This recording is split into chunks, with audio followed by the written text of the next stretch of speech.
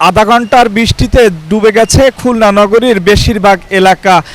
বিকাল 4টার দিকে এই বৃষ্টি আধা ঘন্টা স্থায়ী ছিল, তার মধ্যেই কিন্তু ডুবে গেছে খুলনা নগরীর একটি বড় অংশ। প্রায় 80% এলাকা কিন্তু জলে ডুবে গেছে। আমি এখন যেখানে রয়েছি খুলনা রয়্যাল মোড় এলাকায়, আসলে প্রায় 4 ঘন্টা অতিবাহিত হয়ে গেছে। এখনও পর্যন্ত খুলনা নগরীর যে জলাবদ্ধতা সেটি কিন্তু এখনও পর্যন্ত নিরাময় হয়নি। আর এতে বিকাল থেকেই চরম দুর্ভোগে রয়েছে খুলনা শহরে যারা বসবাসকারী রয়েছেন, যারা অফিসগামী ছিল তারা কিন্তু এখনও পর্যন্ত অনেকে বাড়ি ফিরতে পারেনি, কারণ কোথাও রয়েছে মাজা পানি, কোমর পানি পর্যন্ত, কখনো রয়েছে হাঁটু পানি পর্যন্ত। আসলে সব জায়গায় পানি আর পানি।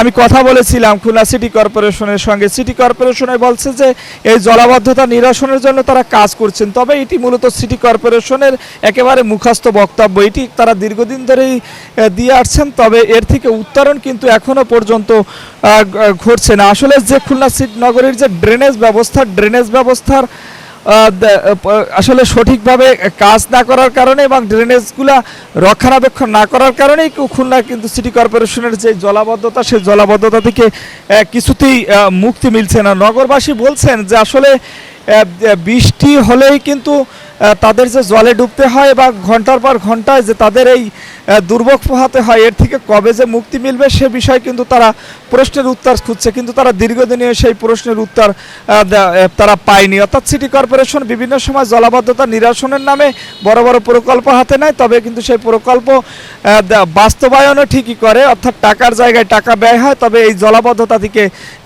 মুক্তি মিলছে না। আজও কিন্তু সেই একই অবস্থা রয়েছে। আমার কাছে আপাতত এই ছিল খুলনা সিটি কর্পোরেশন থেকে যে জলাবদ্ধতা হয়েছে বৃষ্টিতে, আধা ঘন্টার বৃষ্টিতে নগরী ডুবে গেছে, তার সর্বশেষ খবর।